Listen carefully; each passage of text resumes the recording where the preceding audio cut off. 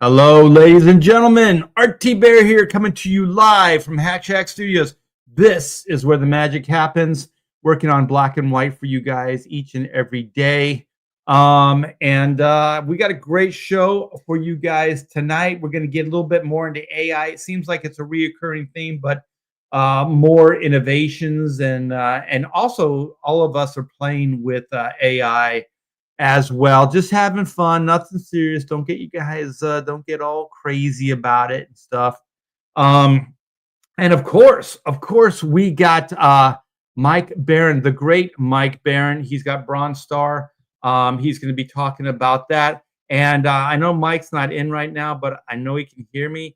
Get your campaign up, because I didn't do it before the show. So if you can track that sucker down when we go to you, we can show your site, your video, all that other good stuff. So anyways, you guys, this is Pontificators. This is possibly the longest CG running show of all time. We've been doing this for many years, and it's interactive. So you guys always chime in the chat. Let us know what you're thinking. Even if you want to just, I don't know, maybe insult one of us. And if I'm gonna narrow the insults in. If you want to insult, it's just aim it at Todd Mulrooney. Just go right to Todd, because he loves the insults. He loves them, and he lives for it. So we got Blue Boy Comics. Hope you enjoyed the Trump tariffs art. You voted for it. I did. And the Supreme Court about to rule them unconstitutional.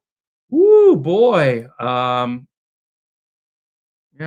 okay. The Beam Pad. What's up, man? He's the first man in. Hell Art to the T-Bear. Yes. We got Randy. Everybody needs a friend like Randy Howell, 94. Give him a wrench and he's got your back. We got Buzz. What's up, Buzz? Hell, the Pontificators. Yes, indeedy do. Without further ado, let's get some people in here. Let's get the newest guy in first. This guy started with us maybe a month or so ago, and he's fitting right in. Good guy. Oh, look at that. Already, Randy's earning his wrench. And his name is Darren Wagner. Make sure you spell his name right, otherwise he gets crazy.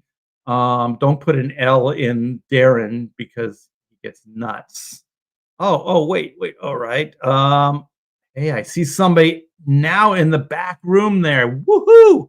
We have a party and a half for you. But let's not get. I get easily just distracted. Let's get Mr. Darren Wagner in here. What's up, brother? Not much. Yeah. For those of you wondering, yeah, he was sending me messages today, and no, I was not. No. He was totally not sending me messages today, and accidentally calling me Darlin because of autocorrect. So I like Darlin though. Darlin Wagner. I'm like, is he trying to pretend he's Wolverine, calling everybody Darlin? What did you hear? Oh no, it wasn't you. I think Aaron Sparrow was saying something about because I posted something on X. It was like I'm rewiring the rooms, putting new sockets and light switches in and things. Oh. He goes something like, "You're a handyman, whatever. You're quite a catch." And I said, Aaron, are you asking me out? And if so, I know a great sushi place. And so I'm still waiting for that. So I've been very, very gay today, Darren. So I'm a little on the gay side today. So you guys, you got to forgive me. It might get a little homo. But you know what? Most of the guys especially Mike Barron loves the homo. So I got this on official. You guys are friends, so I'm not getting involved in that. I don't really know Mike very well, but I just know okay. he loves the gays. Anyway, speaking of the gays, this guy is as gay as they come. He's not even paying attention. Mr. Pedro Hing. We're talking about fudge packing already. Fudge packing. Well, what is the pontificate? What is our tagline? News, whatever, and butt stuff. Butt stuff. Yeah, that's butt stuff. Yeah. Well, why not? Why not? And without this guy, we would not have a party. Mr. Clint Helinsky, we missed you last week, brother. Yeah. Sorely. Yo, yeah, I was drinking, so that's a good excuse. Keep it warm. I've missed out on a lot of stuff from drinking, and still, it sounds like you just woke up right now. My side, It's not being bad. Priorities, Yeah, Clint, we have a guest today, so try to behave. Yeah, that's I don't know. I didn't tell Mike that, but I tell people that they need to behave because we have a guest. Yeah. I'm not even taking my own advice. So this guy, I don't even really need to introduce him. I mean, everybody that's read a comic book knows Mike Barron. There's Badger, there's Nexus, there's all his runs on like Punisher, The Flash, all these different just iconic runs on different characters. And this man is with us now. He's a CG guy, and he's got a new campaign. It's called Bronze Star, and we're going to get into it. We're going to do a deep dive. And I don't see it up yet. Randy's. Ooh, look at that. Darren's got one of the copies already. Well, let's get Mike in, and then we'll figure out how to get his site up. All right, Mike Barron, what's up? Well, I'm up. And, there it is. I mean, yeah, I just threw that in there. I don't know how. Talk about last minute.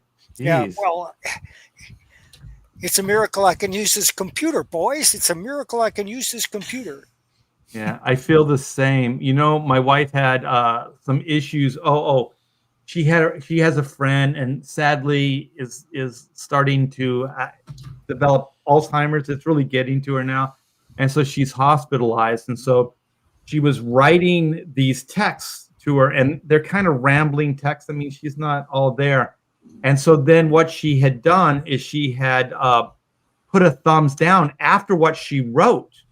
And so her husband's been monitoring everything. And so he blamed my wife for thumbing down what she had written, what his wife had written. And so my wife was just like, I know I didn't do it. I would never do this. She's my friend, all this stuff. And I said, you didn't do this. And she goes, well, how do you know? And so I said, let me see your phone. I went up and I pushed the thumb. And when you push that, then you can find out who sent it. And so I pushed it, and sure enough, it was her friend that thumbed her own thing down.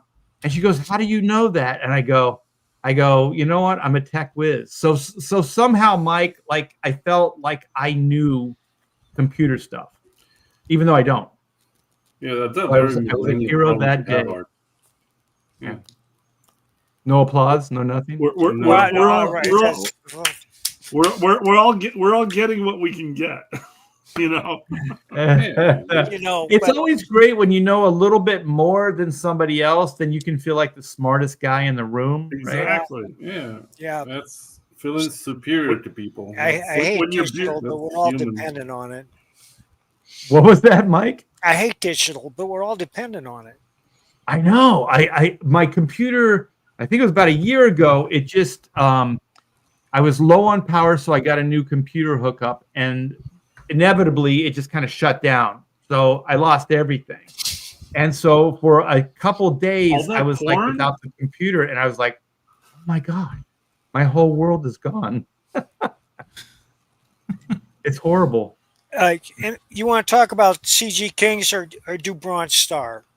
Oh, see, Mike's all about the business. It's up to you, man. I mean, Because I just want to make sure I got this Bronze Star queued up and I can do it. okay, you want to All get right, right into that? All and then right, we'll talk I'm about going to the do CG it. Kings? I'm going to do it. Hang on. Let's do business first. Okay, Yeah. I'm adding you to the stage. Bronze This Star is a 2, professional baby. show. Yeah. No, The Yeah, lawless, Mike, push the unforgiving right Old button. West. One man tried to bury his past, only to discover that some nightmares never stay buried. Newly appointed Sheriff Harley Brogdon thought he'd left trouble behind, until ancient terrors from Native American legend clawed their way out of the cold earth.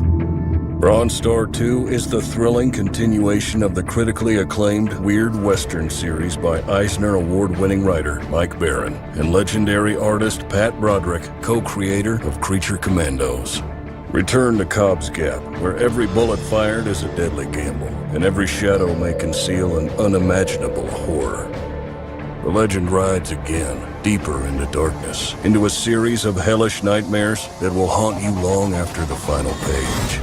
2 chilling journeys into the heart of the Weird West await you in Bronze Star 2. Pre-order the pulse-pounding sequel now at fundmycomic.com. Sweet. nice. Yeah. Man, Pat is giving his all on this. This is like, it seems like, there's certain jobs, certain genres that it seems like you're born to do. The Weird West is definitely something that's in his wheelhouse. It was his idea, and it took him 40 years to get here. Okay. By that I mean he would love to have been drawing weird westerns for the past 40 years, but he was drawing spandex, and he didn't like that. So, and I'd always wanted to work with him, and finally the opportunity came up because he was looking for work. I said, "Pat, let's do it." And he says, well, and I asked him, "What do you want to draw?" And he said, "I want to draw a supernatural Western." I always ask that with any artist I want to work with because I want to write to their strengths. And this is the greatest work of his career. It's phenomenal. It would be phenomenal if some 25-year-old kid came in and slapped this down on an editor's desk. The editor's head would explode. But to have it be coming from Pat at his age, it's a miracle. Yeah. He just keeps getting better and better. Yeah. How do you how old is Pat now? 74. Oh, wow. Oh, Awesome. That is so wow. awesome. Yeah. God, I hope I'm that that good when I'm that age. I love So hearing he's got the Firestorm run, but I'm thinking of something else. It was Captain Atom. Captain Atom, and he did Micronauts and some Green Lantern, I believe. He did Green Lantern. He does that also reflective, all that metallic reflective stuff so freaking well. Doom 2099 was the one that I remember him doing in the 90s. The first year of that comic, he was the best of that 2099 line. So, Mike, had you ever worked with him before? No. So he just contacted you out of the blue? Well, no, we've been talking for years. I met him like 10 years ago in San Antonio. We were at a con together. We hung out. We had a great time. And we talked about doing it then, but he had all these commitments at DC. But you know how the companies cycle through an artist, regardless of the quality of his work. And then they cycle through to make room because they bring in new editors all the time. And the new editors generally have never read a comic in their lives, but they know some artists. And so they bring in their friends, and that's what happens, Yep. Tumblr was their friend for a while. They just go on Tumblr and go, "Oh, this guy looks good. Let's get that guy." That guy can draw a mean coffee shop scene. Oh, that's your next book, Mike. Weird coffee shop stories, like supernatural coffee shop. Well, there's a market for that. Yeah. Especially if you have this mushroom coffee all over. I got a bag of it. It was awful. So I'm donating it Mushroom for coffee. Christmas for the food drive. So is it like the good mushrooms, like the hallucination type? No, you don't get that. You don't get that. But Cheech and Chong, they have it. Yeah. Cheech and Chong, like they sell their own gummies now, right? They got like these And you can get them right here in town. You can get these THC gummies. We will knock you on your ass for like 18 hours. I know. Don't ask me Yeah. how I know, but I know. Well, that'll be the next interview. We'll do a deep dive on Mike's experimental past with Oh my God! illegal uh, illicit drugs. I haven't done any drugs in years now, and I'm glad I gave them up. But there was a time I wrote stoned for most of my comics. I wrote while I was stoned for 20 or 30 years. Yeah. I thought it helped at the time. I thought I needed that to make the creativity flow. And there is something to be said for that. It does open things up. If you can concentrate and you smoke a joint, you get high, you tunnel in on that story and you can make a lot of progress. And it worked for me for a long time. But then I found out that I was writing better and better with less and less drugs. And finally, I just stopped doing them because I didn't need them. And now I do believe that smoking marijuana, especially if you're young, can lead to schizophrenia. Yeah. I have a couple knucklehead friends that are still smoking. Me too. Very successful friends. Like Elon. The best thing I always thought, like once you get older and wiser, is that it's a good thing when we were young, we didn't have a lot of money, because a lot of us wouldn't be here today. That's absolutely true. Poverty saved my life. Yeah. Because some of us didn't know when to stop. Yeah. Yeah, I know. I have friends who overdosed, not on marijuana. It's impossible. Yeah, I still have a friend I was in a band with, and he's functional, but he kind of blew some brain cells, and so he's kind of just like a simple guy, just a very simple guy, where he used to be really, really sharp and witty, and he's just kind of dull, But you know what? He had 3 kids and got married and has a good life. But man, that dude had it all. He was a good-looking dude too. All the ladies liked him. Is he still alive?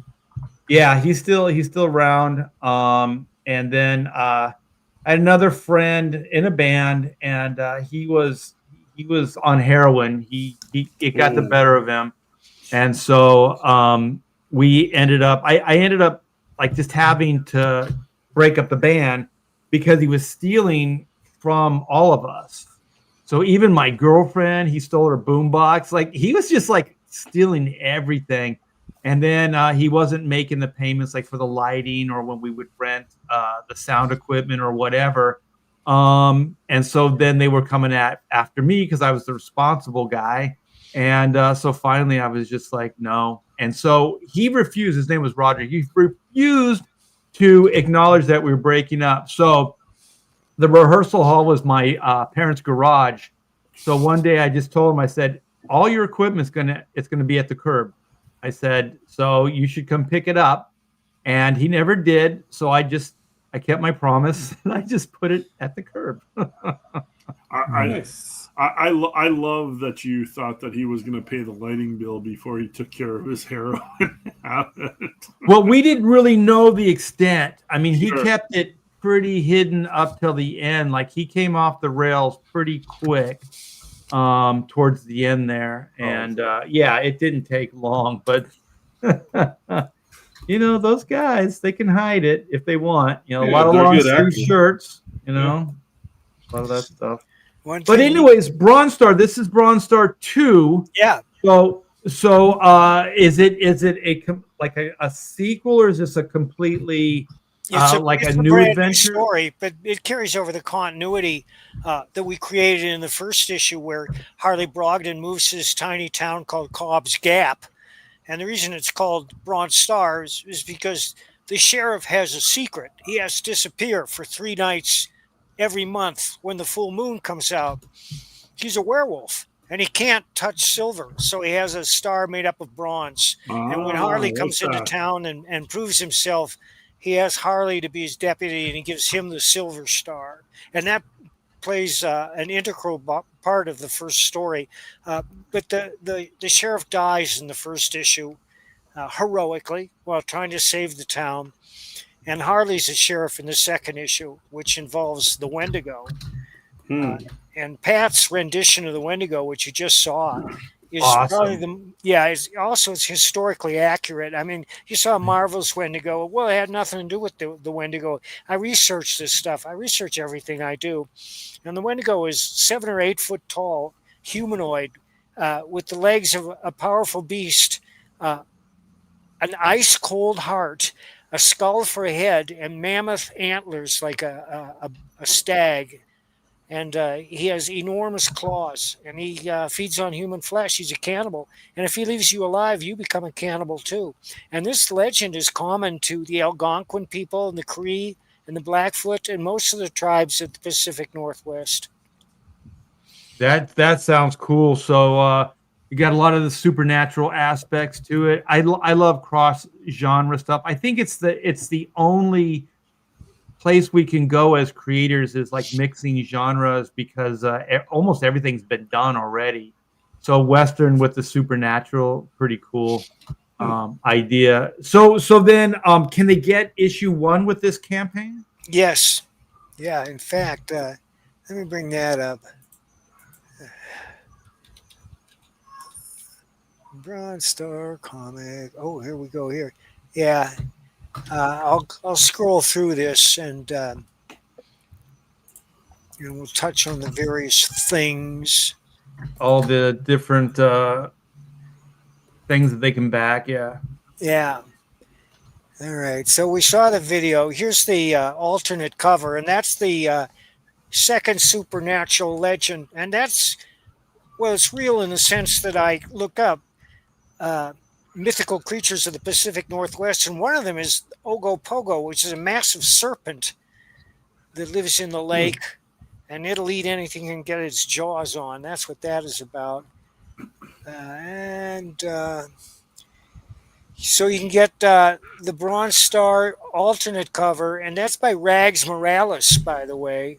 Wow, you got Rags to do a cover. That's cool. Oh, I got Rags doing a lot more than that, but I can't announce that right now. Whoa. You heard it here first. Yeah. All right. Take it easy. And this is a twofer package where you get Bronze Star 1 and Bronze Star 2. How many pages are the stories? 56 pages. Okay. And then there's a bunch of extras. Like, we're probably going to reprint all these covers in each issue, and we have pinups that Pat has done. And there's the oversized black and white version. And when you say oversized, what size is it? It's 11 inches by something longer. You know, it's big. It's probably the size of one of your original art pages. Wow, so almost 11 by 17. That's cool. Yeah, and it's stunning. It's a completely different book from the color copy, because in the black and white, you see what Pat is doing. I mean, he draws everything. He drew every grain in the wood in the background there, and rendered the crap out of that page. And this of course, is his version of the Wendigo. Yeah, I like the open rib cage. Yeah. And this is the Legacy Edition. I believe that contains both books. And they're autographed, and also comes with a digital version. So you can take it on the plane with you if you can book a plane and then get on it. And here's the Legacy Edition. Just to back up for a moment, I saw the George W. Bush Airport here in Houston. Yeah. Oh my gosh, it's insane. Were you there? No, I just saw pictures just before the show. Of how backed up everything is. Yeah, just a horde of people outside the building, Clint. Yeah, no, I wouldn't want to be flying right now.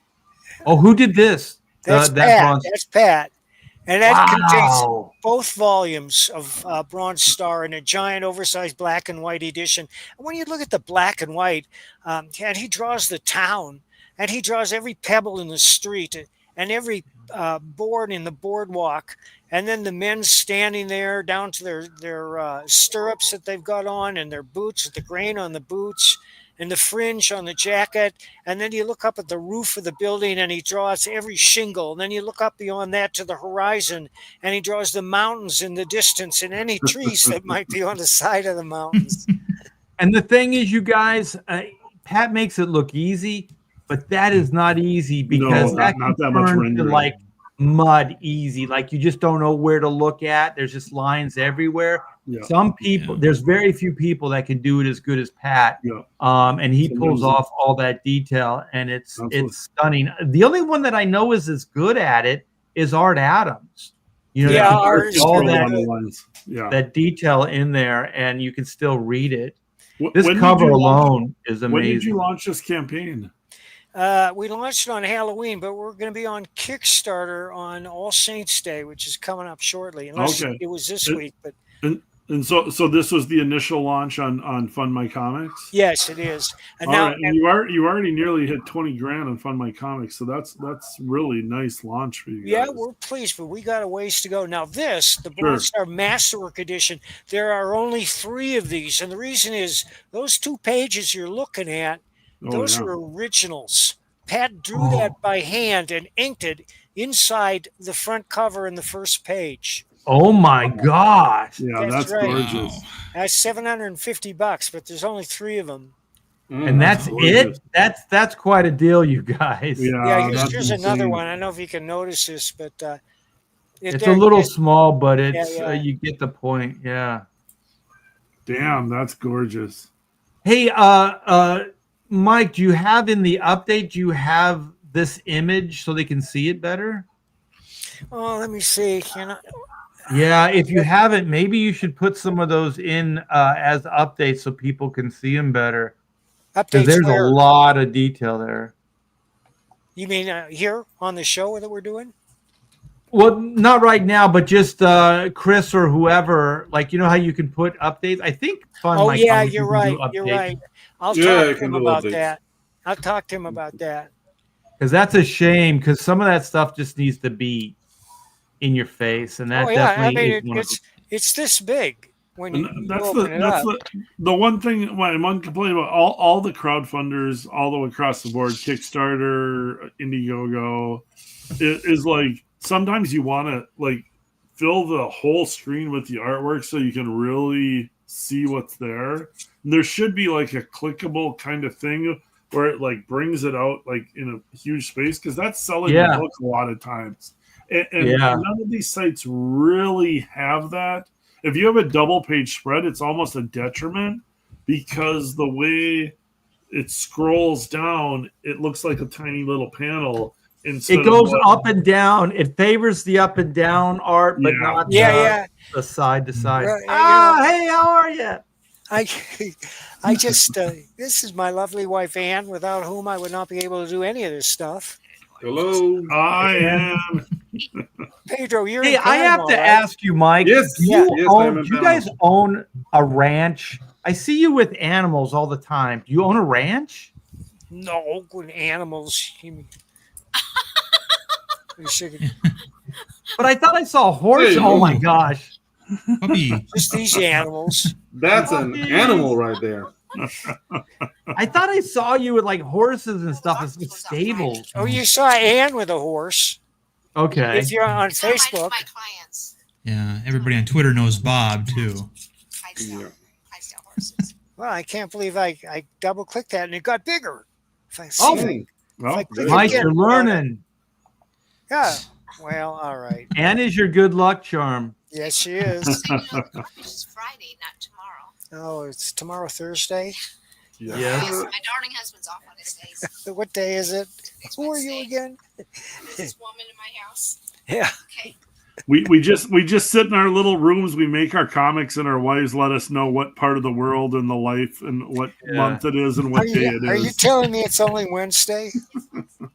You know what? Just to out myself to that point, Clint, I got a calendar. It's right here. And I was like, you know what? I should update my calendar. I went to it, and I hadn't updated that thing in 3 months. Like you had to rip the big sheets off. Oh, no. And like it goes all the way back to the summer. You could As do it a on your comic computer. creator, you sit in your room and I you got you, this you thing. create your comics and you write and you draw or whatever. And the way my life used to work before TV changed is I would know what day of the week it was by what was on TV at night. Oh, you're But old. now with streaming Jesus. and the way Yeah. the internet and all that stuff works, I don't really watch TV that much in the evening. I never know what day it is. That has got to be the oldest comment tonight. And Clint wins it. Yeah, because TV's been dead for a decade. Oh yeah, I decade. don't watch Yeah. TV. It's- Jesus. Clint's been You're lost watching for The a Price is decade. Right? What were you watching? Like Yeah. Wheel of Fortune? Yeah. If Seinfeld was on, it was Thursday Yeah. or Cheers, Yeah. and if Yeah. But hey, Mike, was that a daily planner? Yeah, it was. You know Nice. what? Do you keep those?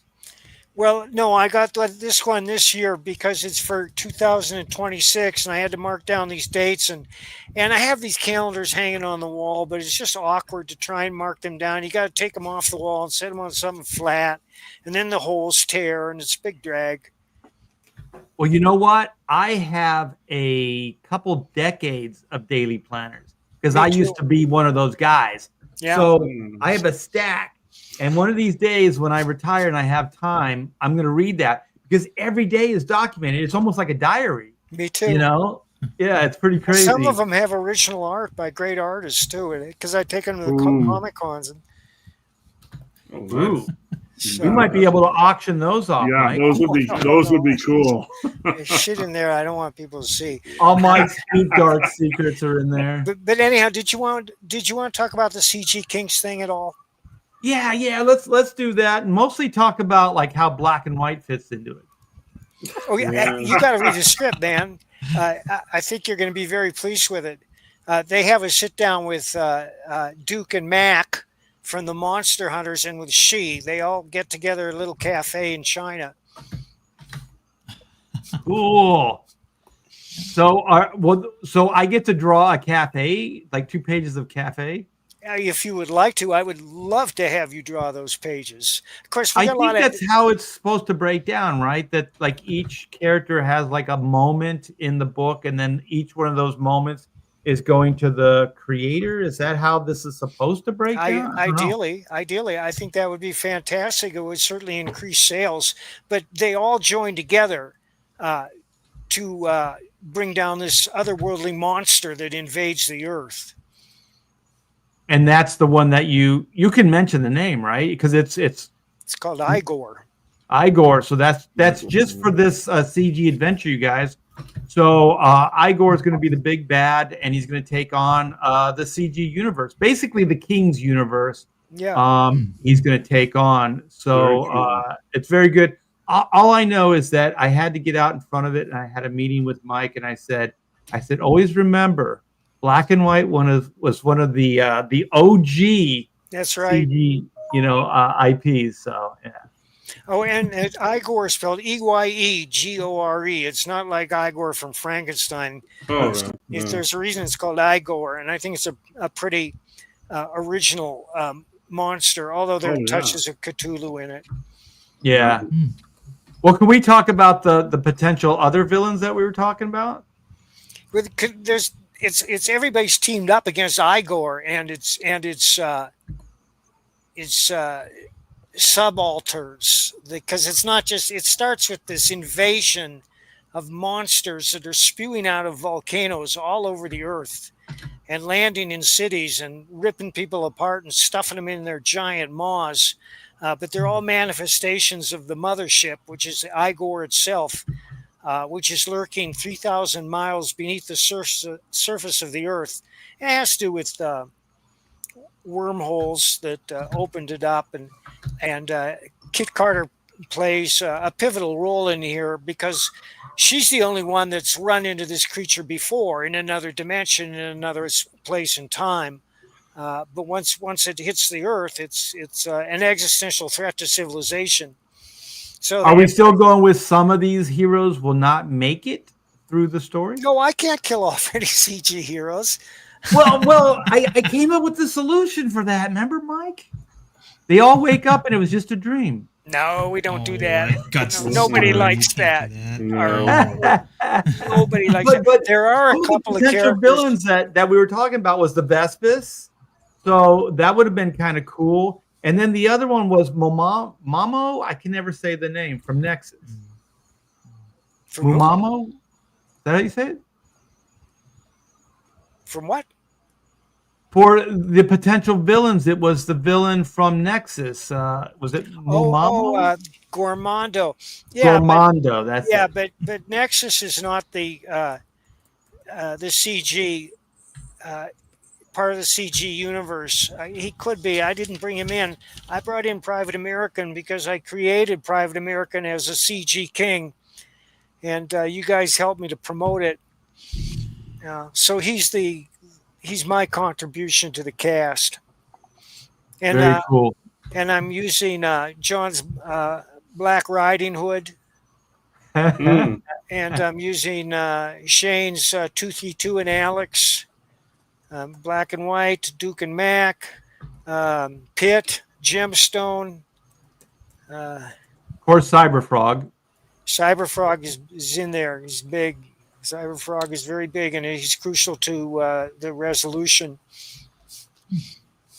So, one of the alternate endings had something to do with the chrono mechanics. You guys, I don't think that made the final draft, though. Mm. Well, it could be. I mean, when you look at the way it's all happening, how do you explain this? Because these wormholes and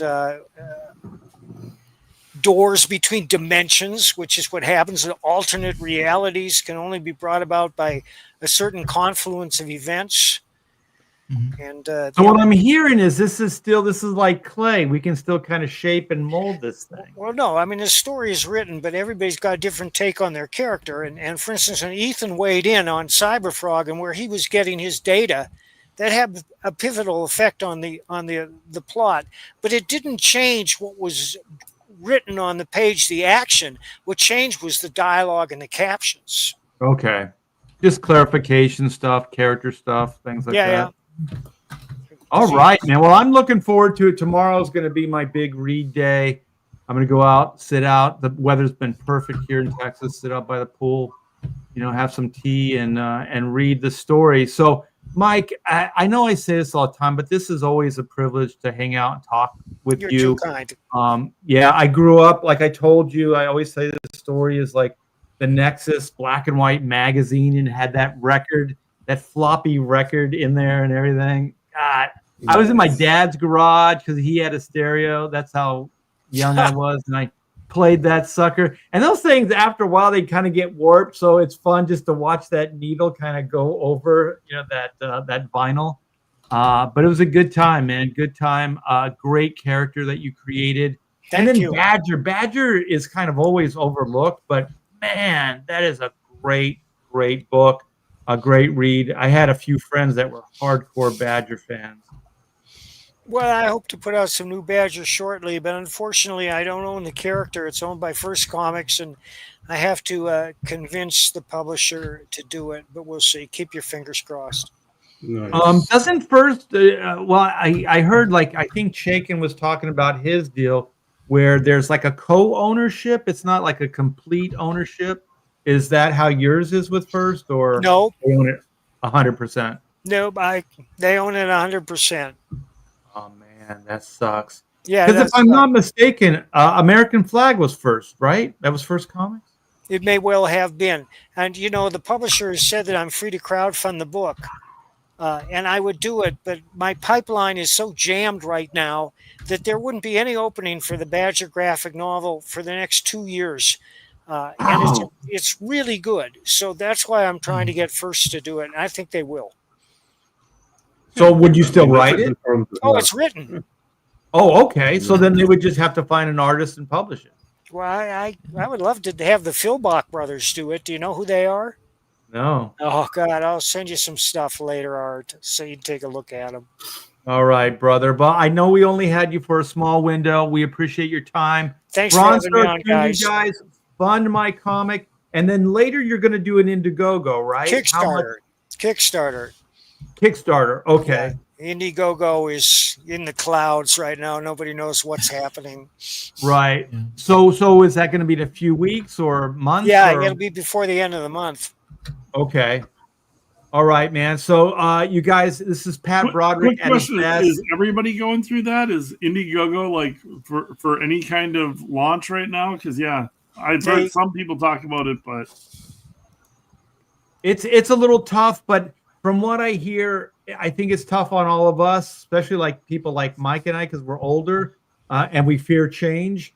I don't think you can. I don't think you can launch right now. I think they said it was like from the 12th to the 16th. No, Graham just launched. Graham launched, and okay. I've been on hold for like over a week now. Really? Yeah. I thought Graham had launched, and I thought Billy Tucci launched a few weeks ago. That's kind of what I was curious about. Is like I've been on hold for a while now, and it's kind of I was wondering it's if probably just you, Clint. They hate you. Well, they might. Yeah. They may love you, Clint. They just don't know it. They just don't know it yet. Thanks for having me on, Art. I'll see you guys. Yeah, and continued success, you guys. Go back, Bronze Star 2. Tell Chris Brawley I said hi, Mike, and we'll be in touch. All right. Take care, Mike. Man, You know, I am completely on my best behavior. I was so nervous. It felt weird, actually. Now that he's You were so now that he's well gone. behaved. Now he's gone. We can say a bunch of crazy shit. Yeah. Now that he's Adrian? now that he's gone, I just want to mention that he ruined my life when I was in high school. Ruined my life the way ruined my life the way a teenager always says, "Oh, my life is ruined." For about a week, he wrote this outstanding story with a character I'd never seen before except in house ads. The story was called "Dead Man, Love After Death," and he did it with Kelly Jones, the artist. And I was this angst-ridden teenager, you know, back then that had his heart broke by a mercurial girl, and I'm reading the story, and it was like totally speaking to me, and I'm like, you know, I'm starting to cry as I'm reading it. It bumped me out for like a week, but it was very, very good, very well done.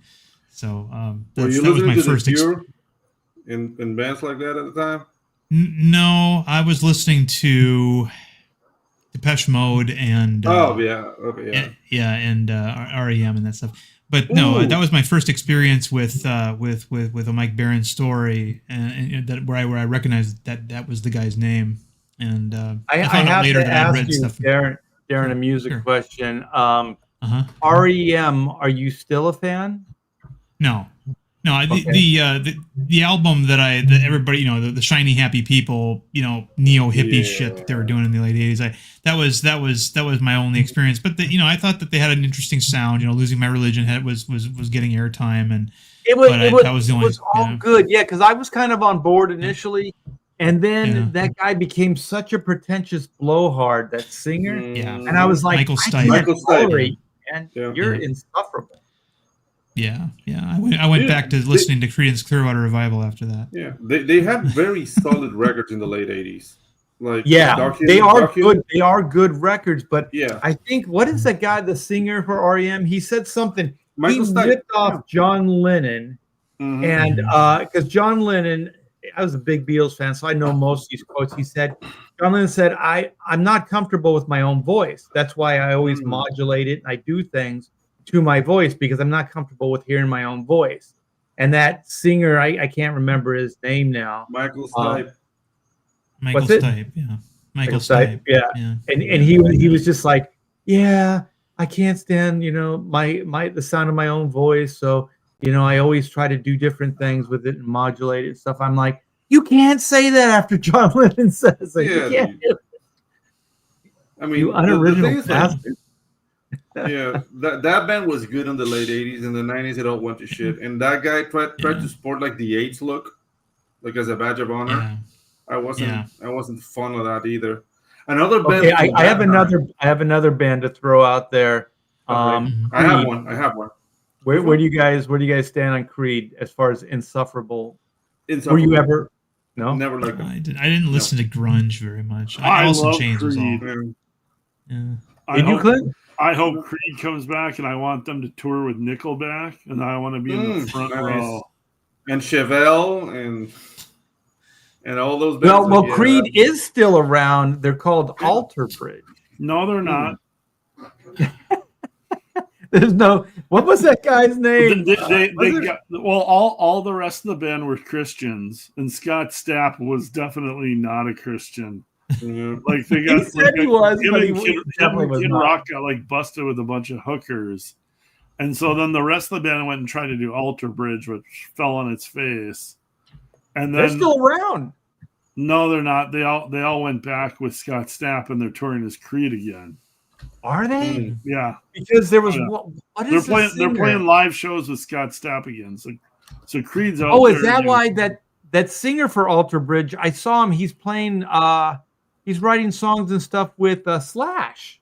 Have you heard any of that stuff? Oh, that's the dude.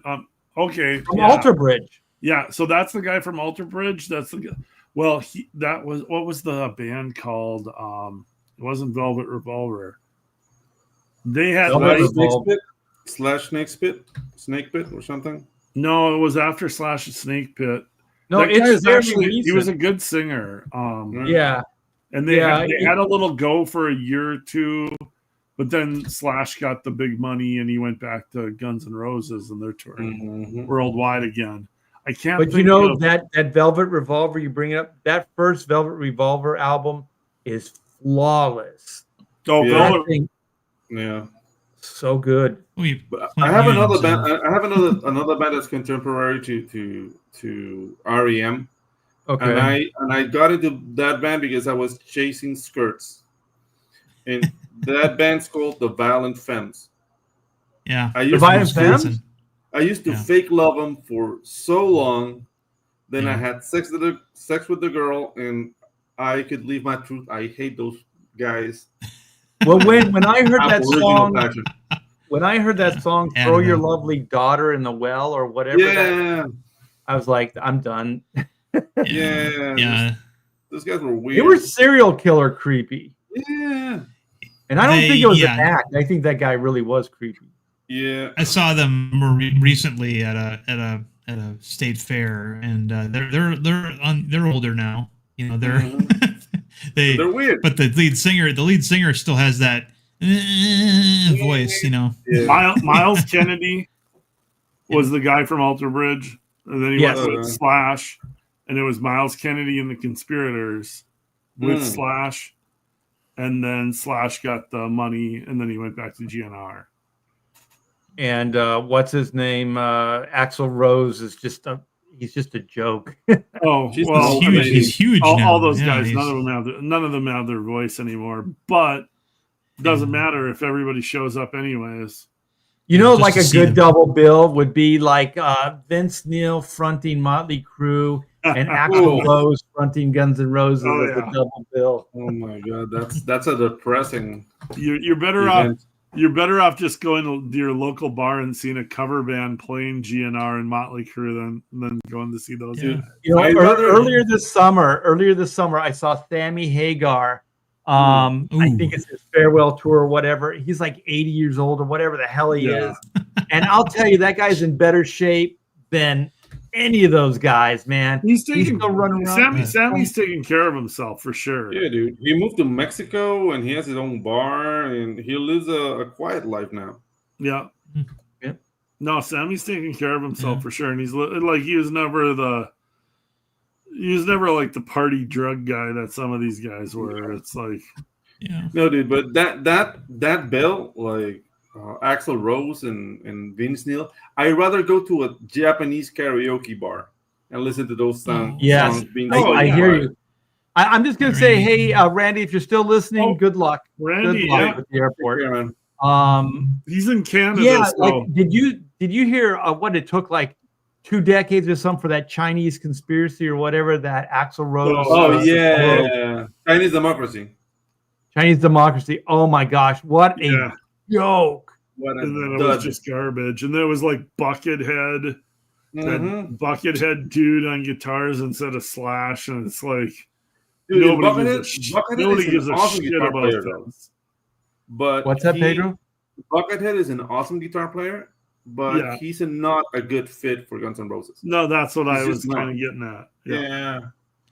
Well, you know what? Like that Chinese Democracy album, there's just no good songs on it. Like there's one thing that Slash can write songs, like good, like too.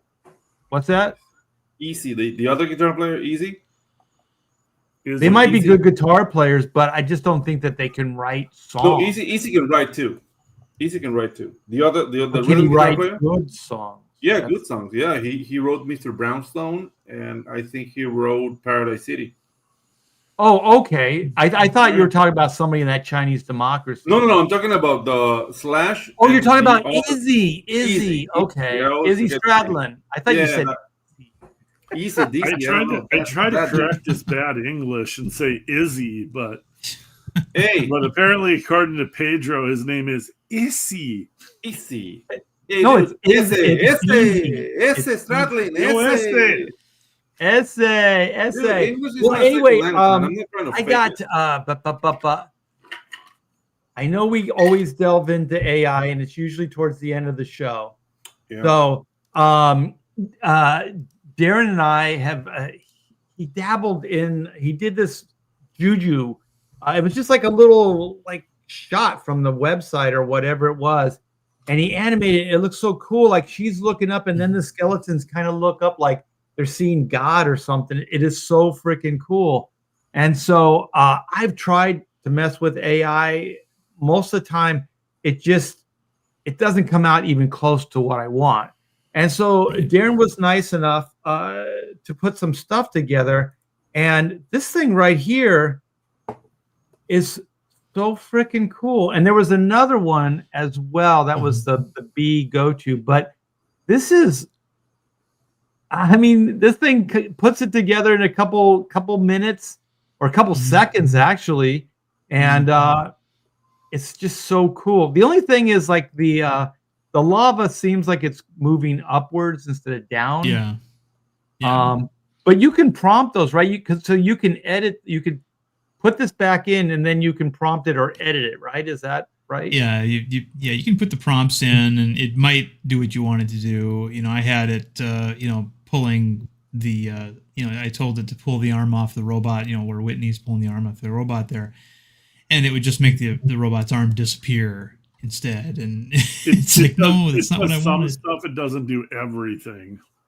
Right, there's one thing I did like, because one of the versions, she pulls the arm, but then it's like, Hanna-Barbera animation. Somehow she's able to turn it around and then she uses it as a weapon. Like she shoots back at him. And it was actually pretty cool. But there's just like some funky, like liberties that these things take. But I like this one, I think, mostly because it keeps all the characters. They look like the characters and all that. But yeah, you guys, AI is coming for everybody at some point. And then I think Clint's got one. But I want to play this. This is what's going to happen, and it's going to happen kind of slowly, and people aren't even going to know that it's happening. Can you guys see this? This is the new Coke ad. Oh, we all love Coke.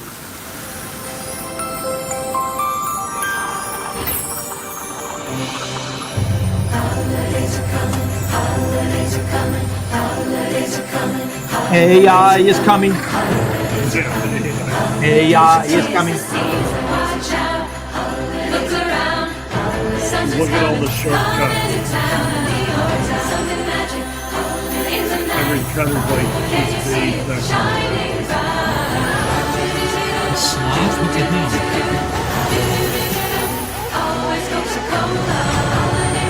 Yeah, like the animals, they have no idea what.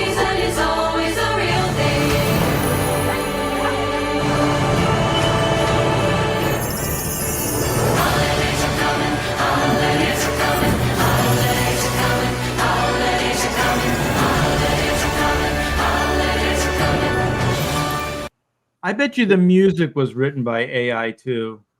But that's the thing is it's every cut. It's 6 to 8 seconds because that's what AI can do really solid. Though. It can't do like a full run through. It can't like follow one image. It can do like little segments like that, and then you splice it together. Right, but the average person that's going to see this Oh commercial, yeah, it doesn't matter to them. it's just going to think it's adorable with all the little animals and stuff. You know what's the horrible thing about this whole thing? Some poor ad agency kept from collecting $3 million on this ad. Yeah. Poor ad Yeah, agency. if you told me 4 years some ago. dude on his computer with AI, like did it. Probably took like $100,000, and like it still probably took him about 20 minutes to put it together. Yeah, poor Darren is working with me when he could be working for, like a major ad agency doing, AI animation. No. Honestly, Clint's artwork and yours really respond to AI well. I tried doing some work for some other artists that I've always loved, and some artists, their work doesn't look good animated because it's so into the capturing the moment that it loses all of its impact as soon as the image starts moving.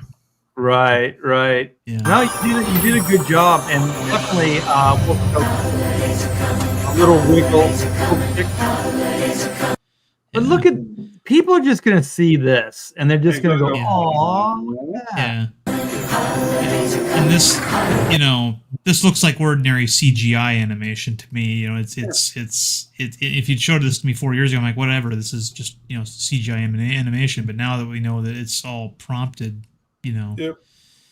And the thing is, once enough people, because they don't care, they don't have any skin in the game. They're just going to be entertained. They're either going to like it or they don't. That's the thing. And so the thing is, once this is widely accepted, once people are just like, oh, this is so adorable. Look at the little penguins. Look at all this stuff.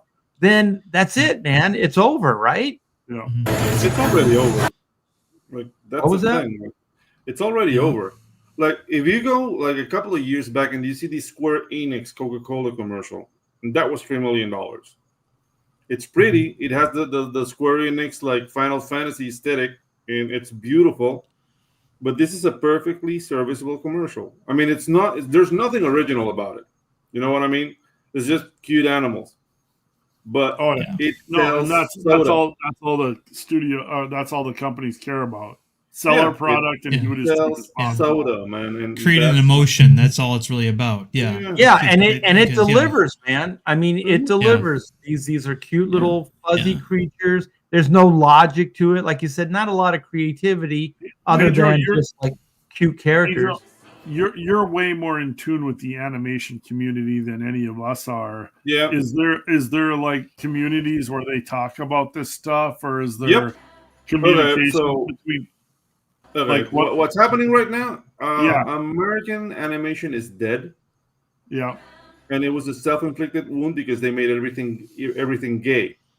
Now, making like full-fledged productions is not capable with AI, but the rest of the world, i.e., Korea, India, and Japan, and Singapore, are eating American's lunch, and that's the problem they have right now.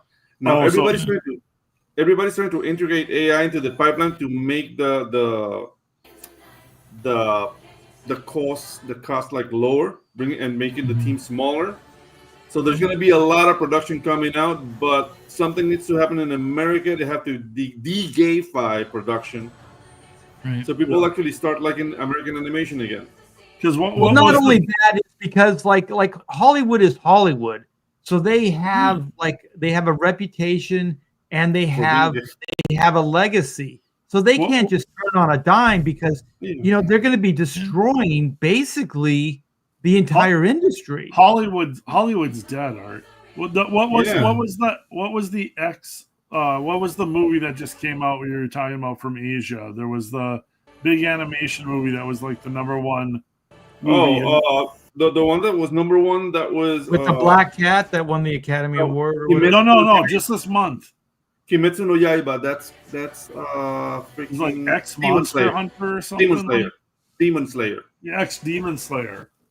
So like that's where they've gotten to, is that the manga anime movies from Asia are number one movies coming out It's probably the number one movie of October right now. Mm-hmm. Yeah.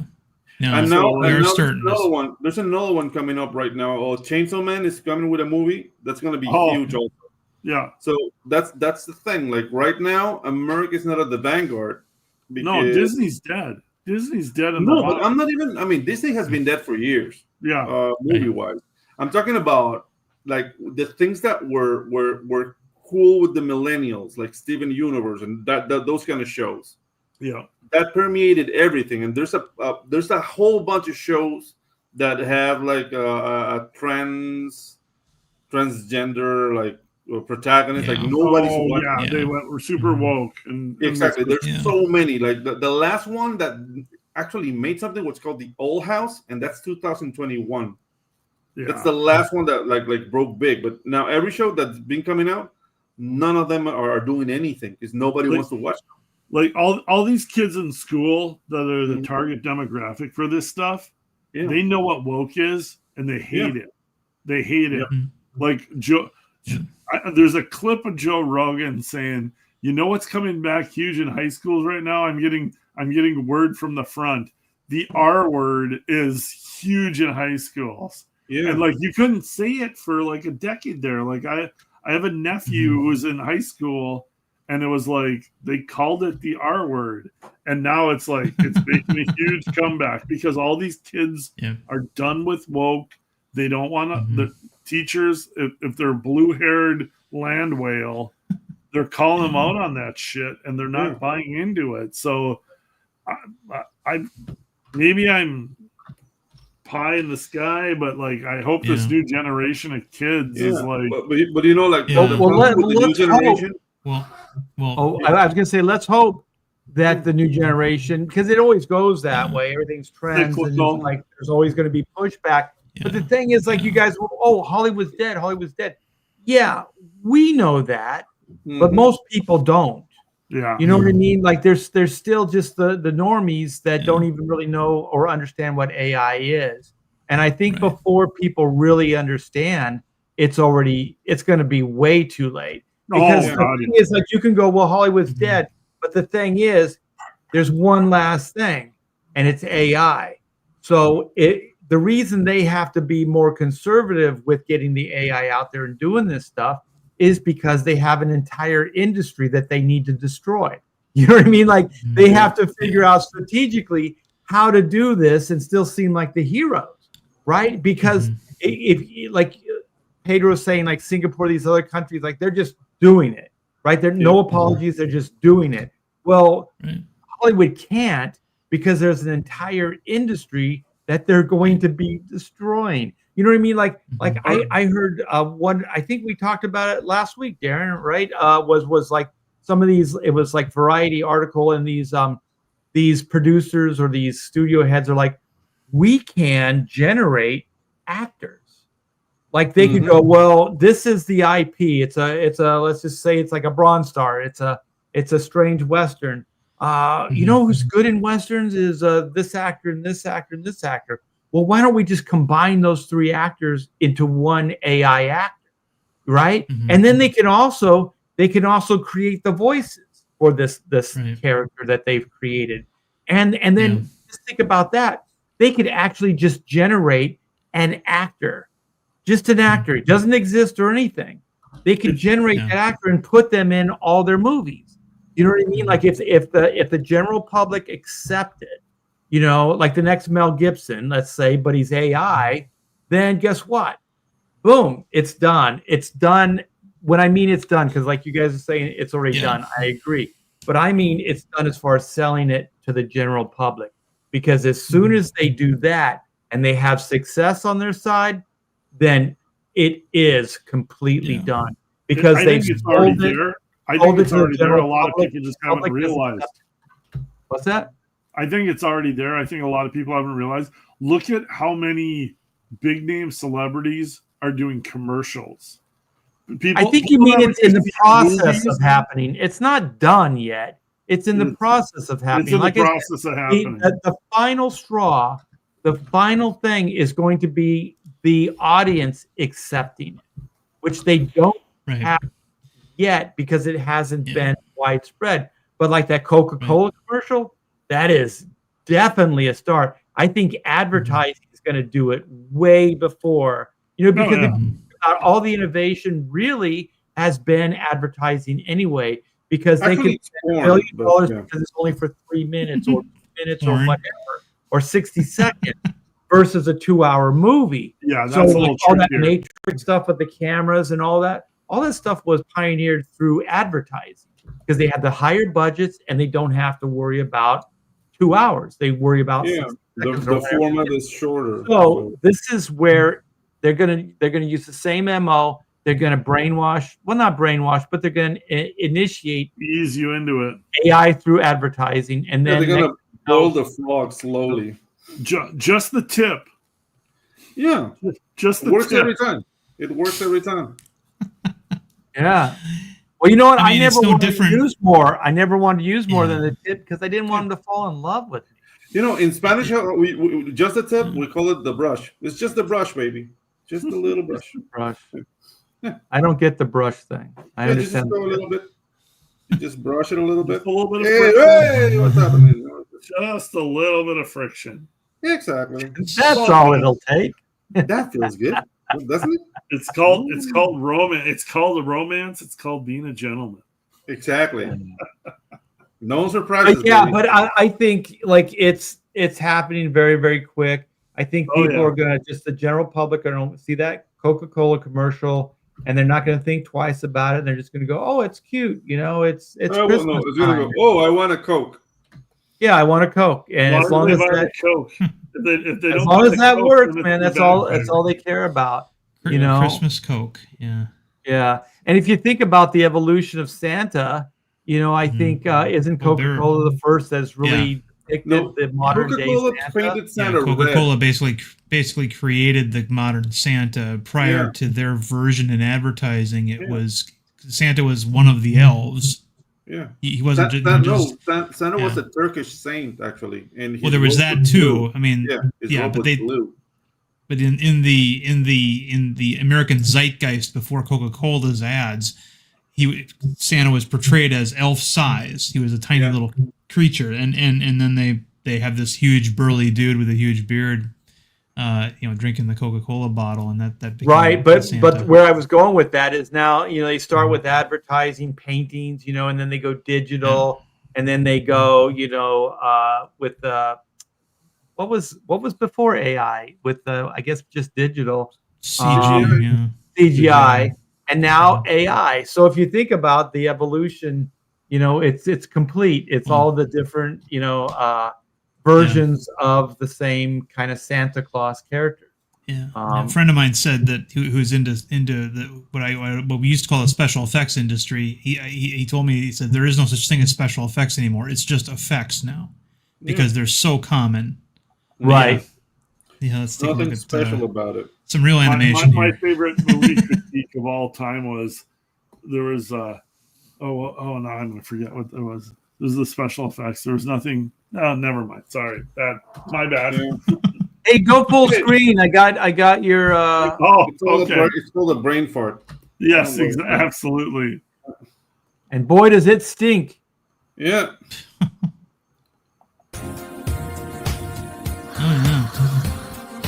So you see, the AI had so many porn references for this tidbit of animation. It looks more natural. Yeah. The movement and how they managed and kept the line work.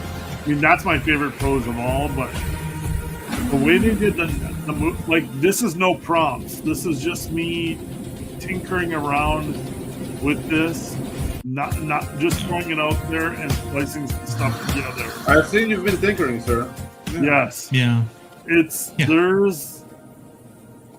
speeds up the process. It keeps a lot of quality line work. It's kind of crazy. So what did you tell the AI to do? Just have her dance sexy? Nothing. I took one of my covers. I took one of my covers. I'm sorry. Go ahead. I took one of my covers that I really liked. I threw it in Grok. I had it do a video. I copied that video, I thumbs downed it. I had to do another video. Copied that video. I did 6 videos, seconds long, and I spliced them all together. So you just said video, and then it just made her. I didn't say anything. I just said make the movie. Oh, you said make a movie? Yeah. Okay. I'm pretty sure Clint said, "Rock, I'm grabbing myself." Yeah. Oh, help me finish this. Yeah, I'm touching Well, myself. because like I Please, guess I Grok. made the mistake with Grok. I go animate, Yeah. and it didn't turn it into any kind of charming animation. It turned it into like some freaking I'll walk you indie through shit. it. Yeah. I'll What's walk that? you through it Art. some afternoon. Or you have to describe actions. You If you don't. say Clint animated, said he didn't. He didn't describe I anything. didn't do anything. Yeah. I didn't do Yeah. anything. A lot of except- those. But the thing is, like the Clint's drawing is very suggestive. Yeah. You know what I mean? Grok will Yeah. Yeah. will interpret. Okay, I got one. I've got one more that's just as good. And this is again, I didn't do anything with this.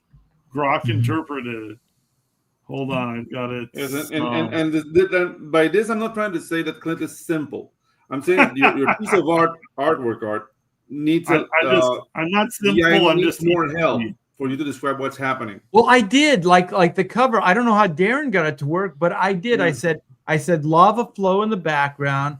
I said black shooting guns and Whitney or White ripping off arms. So I was hoping that it would know what black and white the colors meant, and that the lava in the background would be flowing.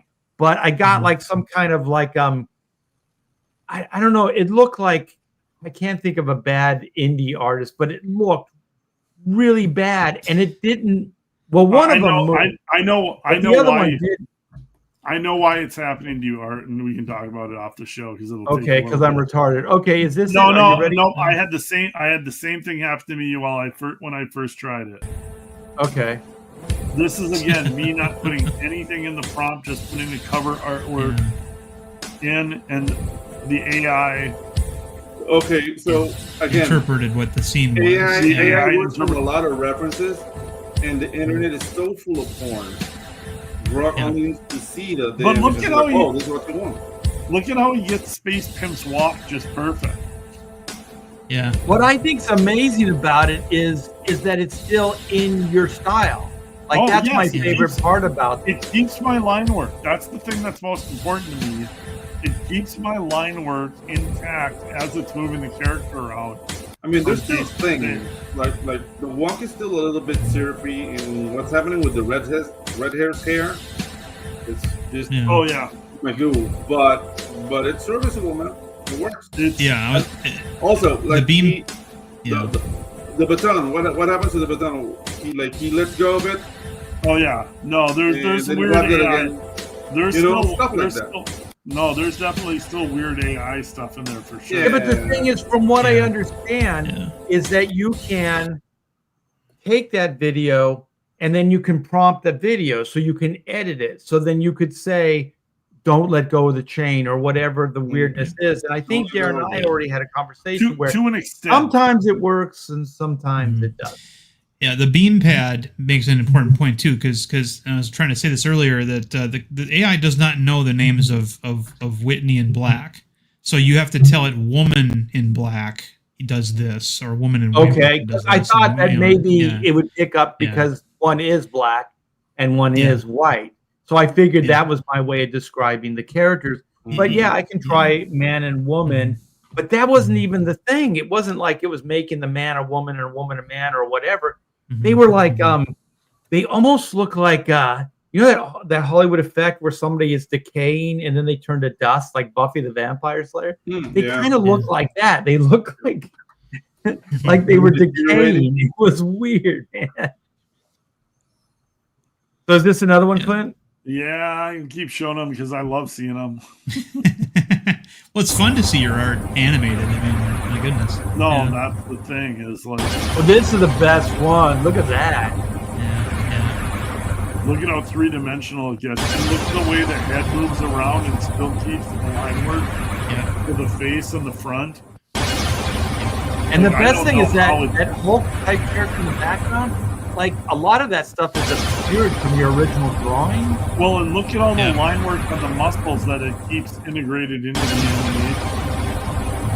Yeah. Oh, this is really good. Yeah. This is my favorite one.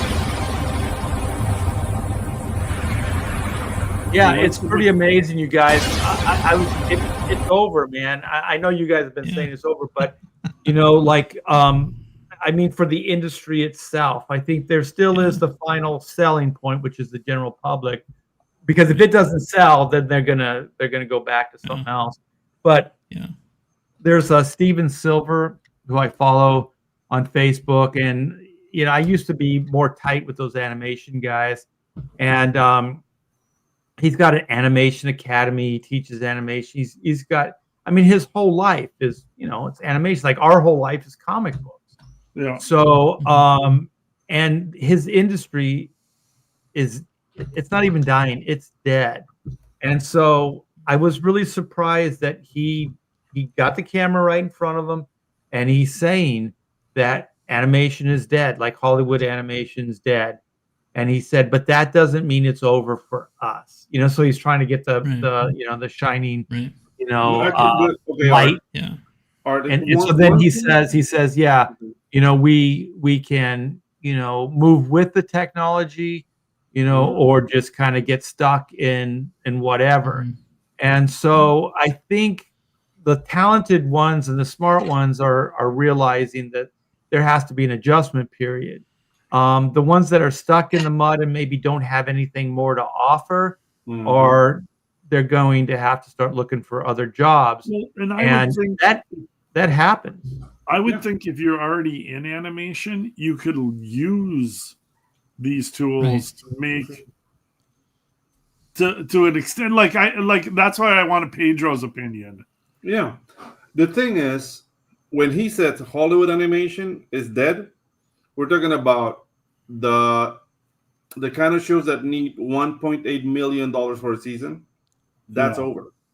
Yeah. What's going to happen is that people with knowledge are going to make smaller teams, and they can do what they were able to do with $1.8 million with $100,000. Yeah. See, that's what he was saying. That's exactly what Steven was saying. There's going to be more shows. There's going to be more guys that are willing to adjust are going to be part of this new paradigm shift. The guys that won't, because I mean, animation used to have like traditional there would be inkers and there would be cell painters, and they worked right on the acetate or the celluloid or whatever it was. And so then, the Xerox technology came out, and so they didn't have to ink the lines anymore. They could Xerox it right on the plastic, right? And so then they realized that with digital, they could just paint everything in digital. And so then eventually all those more tactile ways of doing animation went away.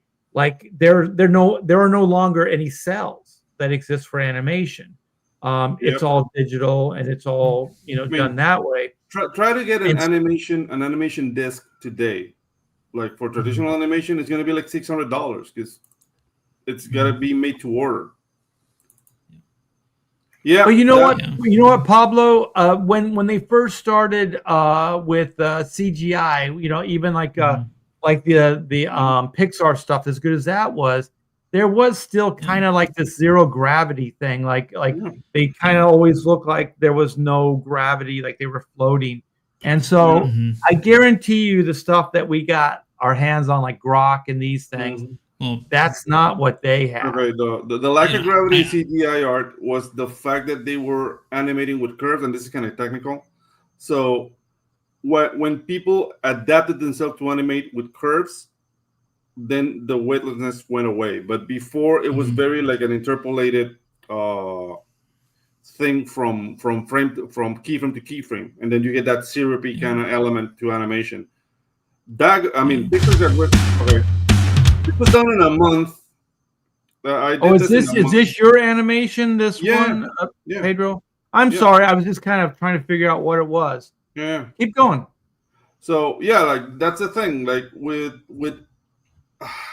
AI, an animator needs to train it to get rid of that syrupy element, because it's just a matter of a principle of animation called anticipation, action, reaction. and then you say like, okay, can you anticipate the steps, and can you favor like the foot on the downside, like that animation language?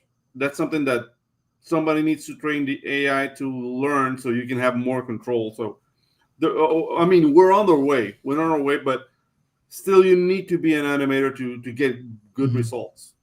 That's well, the it's thing. like Pixar. It was, you know, a lot of those guys were classically trained that first started, you know, and then there's the next generation that are just basically able to just manipulate puppets, and so on and so forth. So things do change. They get specialized, and then they kind of reach its pinnacle, and then they go away, and something else takes its place.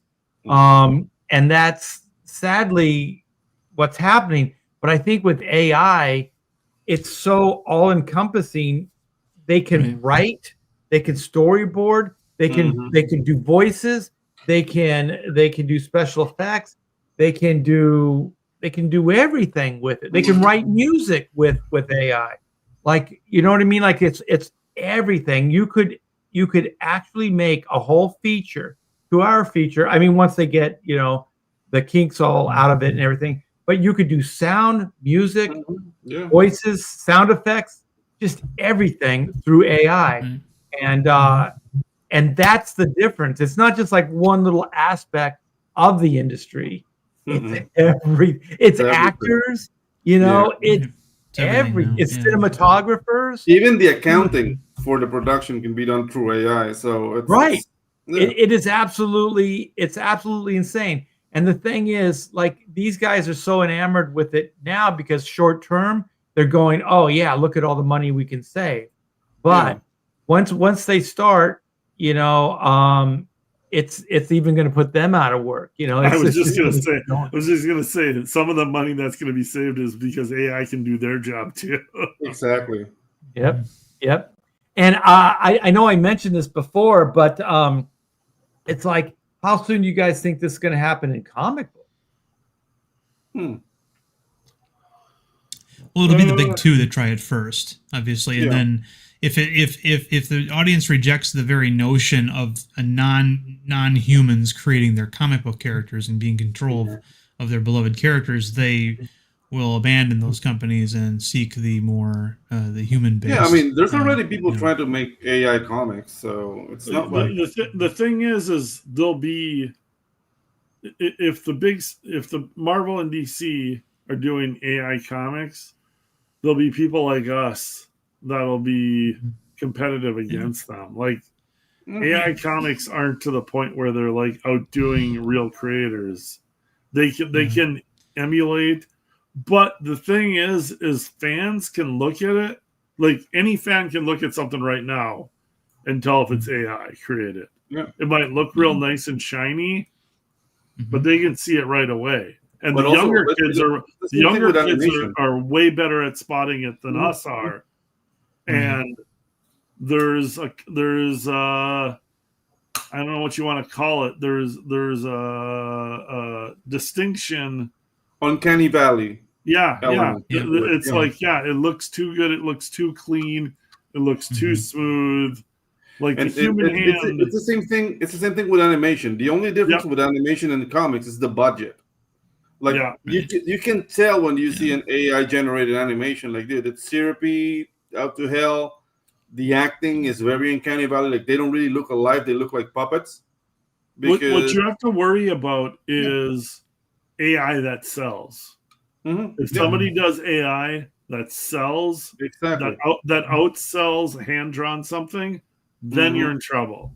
Yep. That's what I was saying early on. Once the success is there, then that's the final straw. Like right now, we can still go back and forth about this, that, or the other thing. Yeah. But as soon as the general audience accepts it, then Hollywood's like, that's a go. We don't have to worry about this, that, or the other thing. We can just go full bore into it. But I want to take this. Pablo Romero Art says, but it's part because all the news around AI is how many jobs it will replace.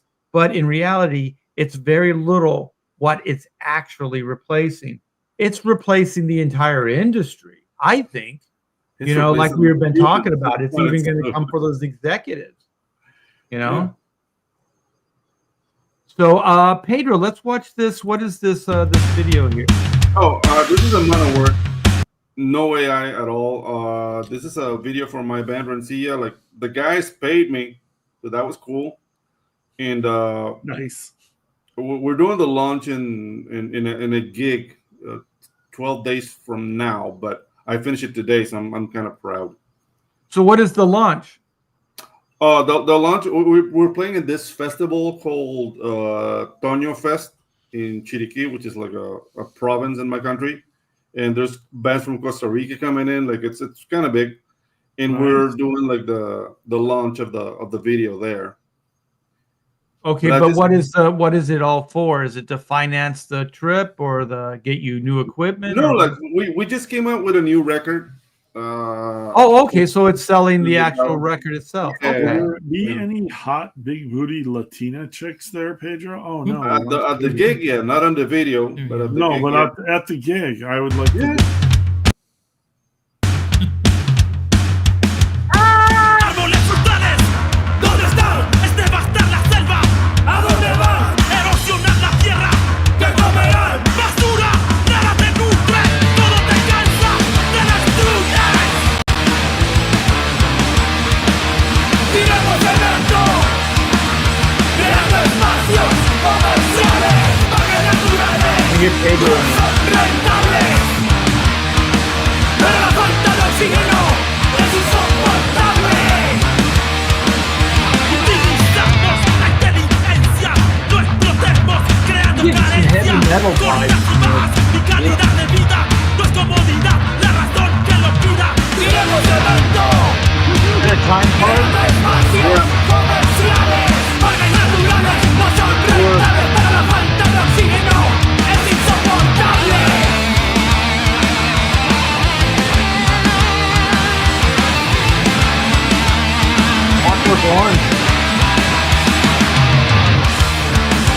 Incendios forestales, casas a los animales, contaminan ríos y mares.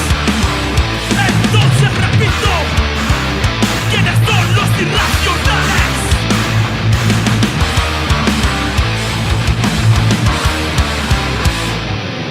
No es ignorancia ni lo justifica.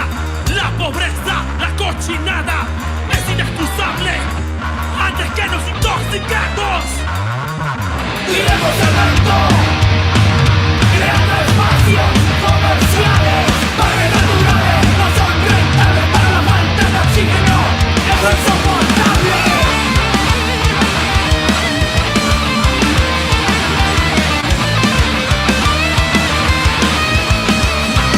Hey, you want to move your car, Pedro? Yeah. Incendios forestales, casas a los animales, contaminan ríos y mares. Entonces repito, ¿quiénes son los irracionales?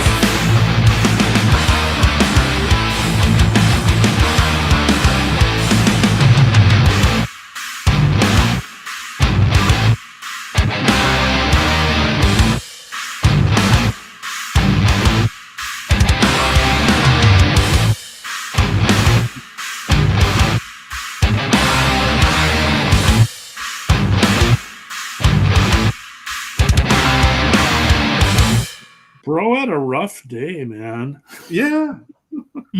I mean, the song You guys talks remember about, the heavy metal cartoon? Like each one of the little chapters or whatever was in a different style. yeah, That looks like it could have fit right into that movie. yeah, heavy metal. Right. Yeah. Metal hurlong. Yeah, dude, that's the thing. Like the lyric talks about like how everything is covered in cement and there's no trees anymore. So I didn't make like a direct relation to the lyrics. Just like, okay, a day in the life of a guy who has like a very shitty job, and just try to make it like as shitty as possible. So yeah. No way I am that. Achieved your goal. Your goal was achieved, my friend. Thank you, So, sir. The message. when are came people going to? across. Yeah, when are people going to be able to get the music? Oh, the music is on Spotify already, so you can check it there. If you want the vinyl, it's at $30. on. I have to ask. It's called Universe Zero, but I don't know if they do international shipping. Right now, I know that there's some records in Costa Rica, there's some records in Brazil, and I know there's a plan to get some records in the US, but it's going to be like very limited stores. So I don't know if anyone's interested. You guys will be like the Beatles at JFK. You'll be coming in and all the fans Yeah. bringing in and stuff. And yeah, girls soiling themselves and they say, yeah, no, that's not gonna happen. What? You can dream. It happened in Mexico once with another band. That's like I was a rock star for 2 Oh, is that when you Yeah. played with Led Zeppelin? No, I was playing in a prog band, which makes no sense. The chicks went to prog band? Yeah, that doesn't No, make any I don't know. There's a thing like there's not that many black dudes in Mexico or something. Like I don't know what happened, but dude, I was on a roll, like straight out of the plane. Like, can you sign my record? I was like, what? Okay, I I can want do to show you that. the city. Like, show me the city, baby. Like, it was awesome, man. And it was only 2 weeks, and then it was like Enjoy those Cinderella. good times while they last. Pedro's dude. still playing Rockstar and getting all the ladies. Yeah. Oh wait, the Beanpole says check out AI of Ralph McQuarrie Star Wars concept Oh, art. nice. That sounds interesting. Okay, Yeah, who's but good at that's, finding stuff? Who's good at Mhm. finding stuff? Mm-hmm. Somebody find us some Ralph McQuarrie Star Wars concept art. Darren, get on it. Yeah, I'm looking for it now. We'll do that, and then we'll close down the show. But first, we got well, actually, that's too much, Darren. I was going to click on. You have some AI too. This is the pre-launch sign-up page, right? Yes, and hold on. We now have a little sign up link here. Fund My Comic does not have a built-in sign up feature like Indiegogo does. And so and it also doesn't like some of the things like Java and HTML. It's got some problems at the moment, but still light years better than what Indiegogo has become. But you just go ahead and you click on joining mailing list. It'll take you to another page where you'll put in your email, and you'll get you'll get my notifications on the progress of Demifoot once it launches. So we're in signups now. Demifoot, Urban Sasquatch is a comic book. I guess you could say there's some similarities between it and Bronze Star in that I'm going into a lot of cryptid and folk monster stuff. Nice. This image, for example, is the Things to Come image, where after his origin is told, he'll be going kind of on a tour of at first Wisconsin's folklore and cryptid creatures. You got a thunderbird there, you got the hodag, you got the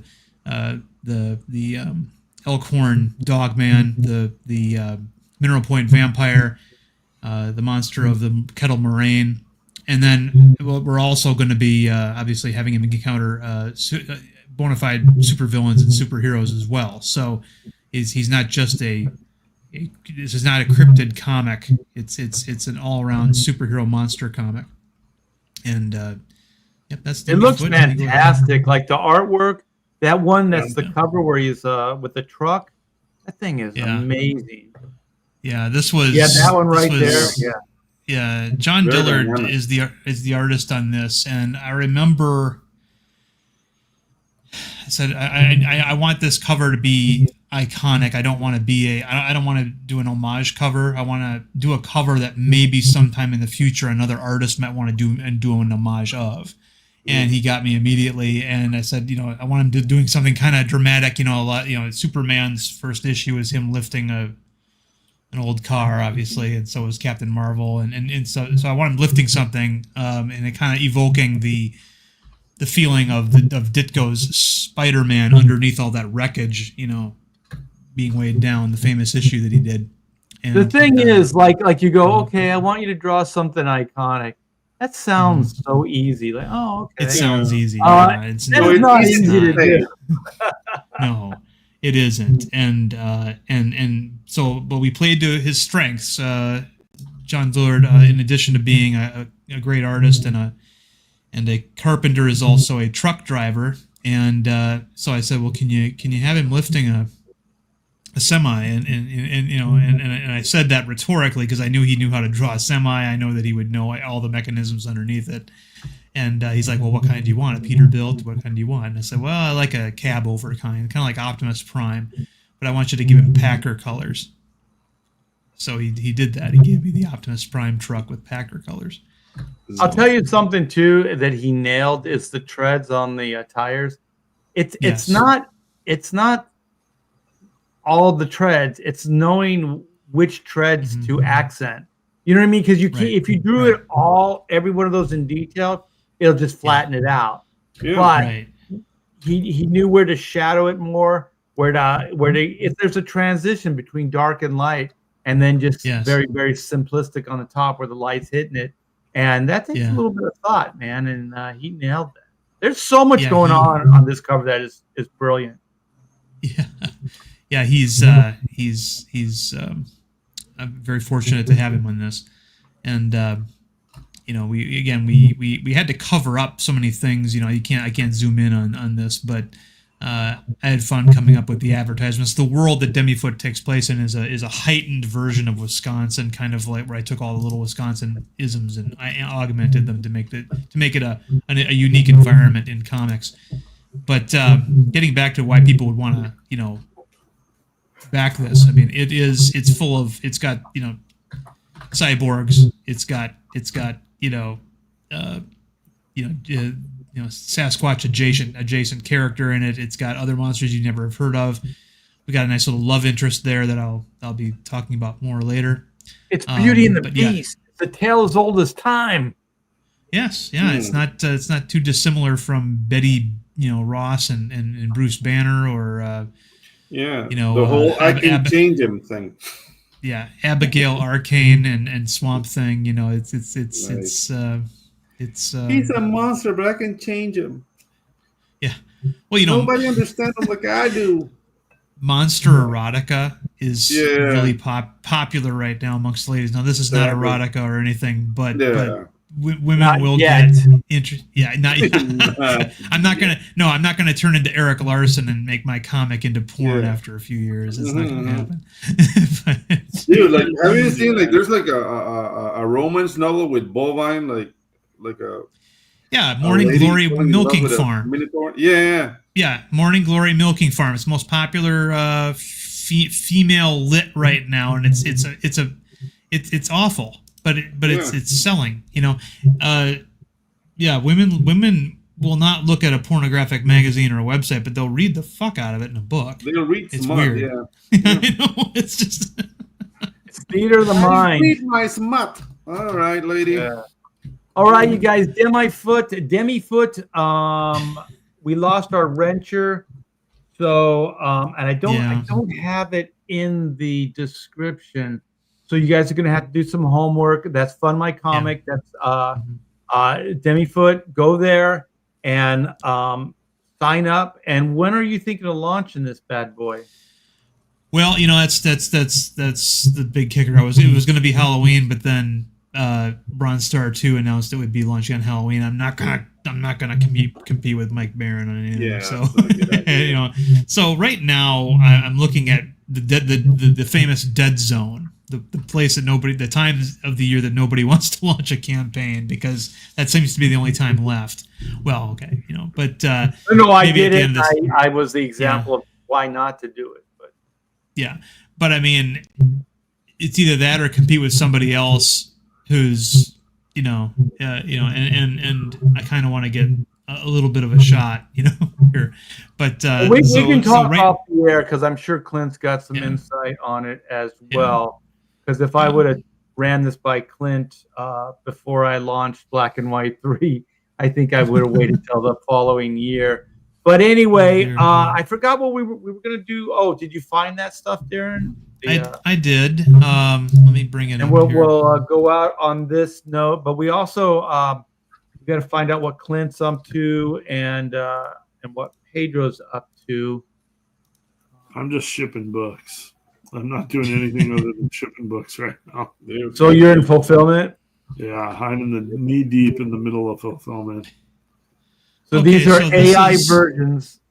Yeah, Oh, yeah, AI I'm sure animated Ralph McQuarrie Star Wars concept art. So Oh, that's yeah. what This it's is the about. original C-3PO. Go Yeah. that way. You'll be malfunctioning within a day, you nearsighted Ah. scrap pile. So you see, this walk cycle is way better. Now that's syrup right there. Yeah. Okay, the original Boba Fett. Nice. See, Ooh, that's hard not to that enjoy Bespin that. Chip. Oh, this one. Oh, Oh, man, that's my wow. favorite. That's cool. Yeah, you need to start. I had this poster on my wall. Oh, no. Well, the hardest thing you gotta say is this is hard to watch. there's all years, decades, and to see him move, you just can't. It's too much to Wow. fight against, Pedro. I know you don't like the animation, but to see those images that you've looked at for 20, 30 Yeah, years. but still, like I know. that lightsaber fight. I know other so stuff wrong with disjointed. it, but still, they're moving. Yeah. I've never seen them And they're- move before. And they're real smart. They were putting sounds from the movies in the Yeah, video. Too. That's what I want to ask you about, Pedro. About what? Sound. Oh, the sound? Yeah, No, that's we can do that. We can do that later. We don't have. Yeah, to. we'll do That's that from the after. movie. So Pedro, party Yeah. shot. What do you got? Oh no, we're lettering waifus and kaijus. We want to have it ready for January, so we're in the middle of that. I'm working on my Children of the Stone, which is my dwarf like Tolkien-esque story, and I'm writing Tropical Magics too. Nice. So you guys got that to look forward to, Mr. Yeah. Pedro Ang, and I'm going to show you something else the guy is working on. And he did some stuff for this campaign. This is Black and White, Volume 3, Sins of the Father. Here is the video. Yeah.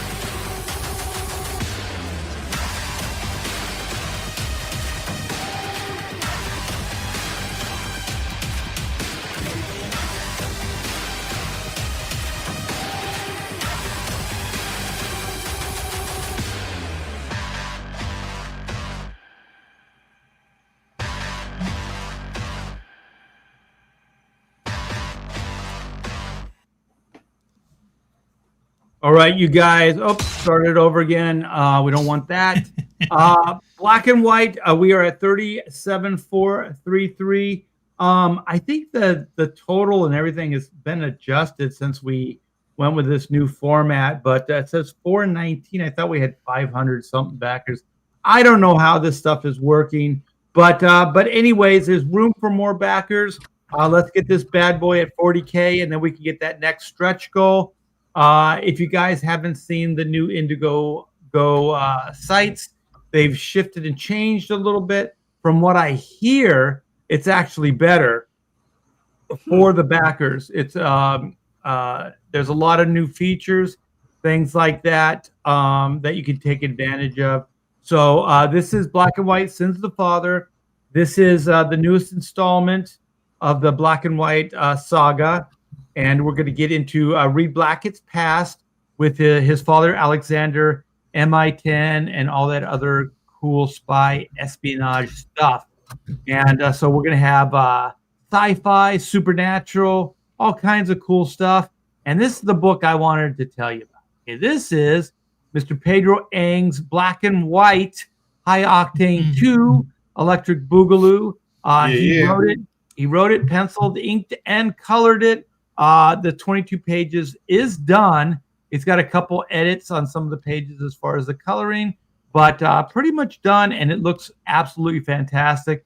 You guys are going to love this. This is an all ages book. it's this is a one and done, so you don't have to worry about any follow-ups or anything like that. You can also get the first volume or first issue, and that is the same. It's a 22-page one and done, and these are discounted price because they're less pages. So you can pick up both of them for next to nothing. So here's some of Pedro's interior art. Absolutely fantastic. We got 4 different covers on this campaign. So the A-B cover are done by me. The C cover is Carlo Barberi and myself. And the D cover is the great John Malin. He just phoned this in. He just didn't care. No, that's not true. He killed it. He killed it. So here is like the this is the villains cover. So this will kind of give you an idea of like the supernatural aspects of it. So we have Juju Baldoon Priestess. She raises the dead through magic and science. So she's a little like what's that guy's name? Anthony Fauci. Trusted science, baby. Yeah. And so then here's a better shot at Carlo Barberi's version of black and white with my inks on it. Carlo just freaking nailed it. Looks so freaking cool. We just added some t-shirts to the campaign so you guys can get both the black version, which is Juju, Sins of the Father, and the white version. And I do believe there is a tier where you can get both of them at a discounted price. So we got original artwork. We got the jam. You can get the 11x17 Juju artwork. It's the only place you can get this 11x17 poster. And, of course, all the cool stretch goals. So come by, you guys. Check everything at 40K, which we are closing in on. You can get that 30th anniversary patch, which is super cool. If you guys have backed any of the Hack Shack campaigns in the past, you know how cool those patches look. So, yeah, you guys, links in the description. Click that link if you like what you see. Back today. That's Black and White Sins of the Father, Volume 3. Thanks to everybody that has supported the book so far. And thanks for all the shout-outs and everything. And just one last thing about the campaign. For almost a week, Indiegogo was doing whatever they were doing with their new sites. And so it was essentially closed. So Yes. some of you have contacted me and said you couldn't back. So it is functioning now, is working. So if there's anybody that wanted to pick up something, t-shirt, whatever, you can do that now. So get on it. The book is over halfway done. Like I said, the High Octane book is done. That's the Pedro book. And it is coming along, and it's looking absolutely fantastic. I got this. I like to show some of these work in progress, especially after we do all this, like all this talk about AI. Nice. Nice. That's beautiful. So I should have this done by tonight, later tonight. I love that panel one shot. Damn cheeks, man.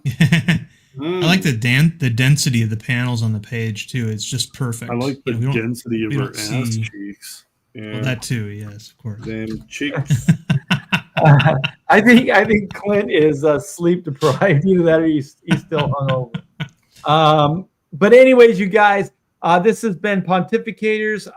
We dig hanging out with you guys, shooting the shit, talking about AI and other things.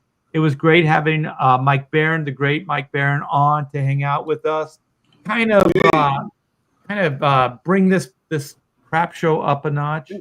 And I'm getting up in the world because Mike Barron didn't introduce himself to me again. He never knows who you are, right? Yeah, he remembered me. And he's like, "You're in Panama." Yeah. Okay. So yeah, that was Yay. cool. Like, yeah, I feel like somebody today. Yeah. Don't worry. Every time I talk to Mike, he doesn't know who I am either. Yeah. And you are? And you are. Why Yeah, are you it was always like, Pedro, What's that last are name? you an artist? Like, yes, Mike. Yeah. And you guys have a bunch of cool campaigns to look forward to. We got Demifoot. We got all the Pedro Ang stuff. And whatever the heck Clint is going to be dropping on us next.